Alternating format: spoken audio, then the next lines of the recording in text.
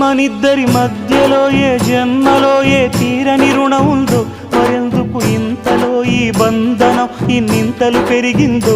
అమాయకమైన నీ చిన్నారి నవ్వును ఏ తల్లి కందో, ఇటే నీ దారి ఉందని నిన్ను ఏ సుడిగాలి పంపిందో.